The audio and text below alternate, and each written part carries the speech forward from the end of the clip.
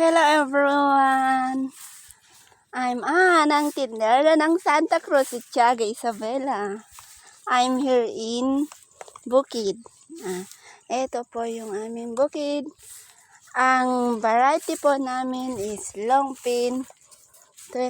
Longpin? Na?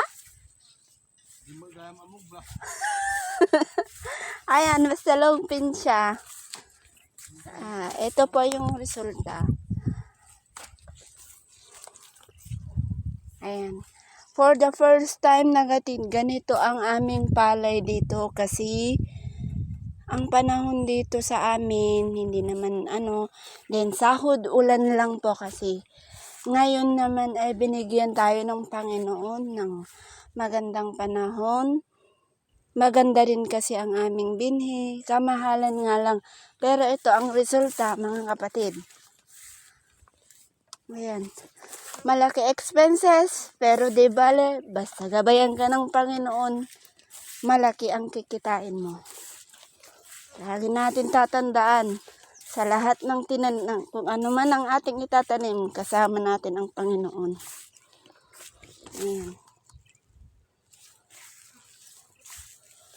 Kasi kahit ano naman ang ganda ng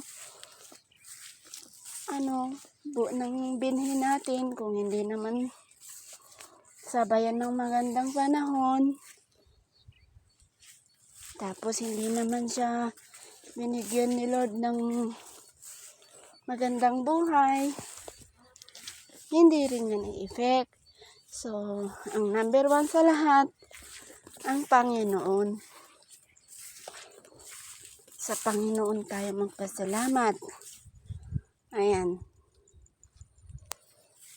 Ngayon pa lang, nakikita na namin ang aming blessing.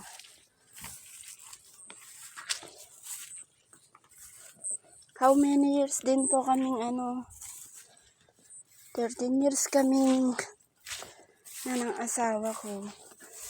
Sa 13 years, ngayon lang po kami nagkaroon ng ganitong kagandang palay.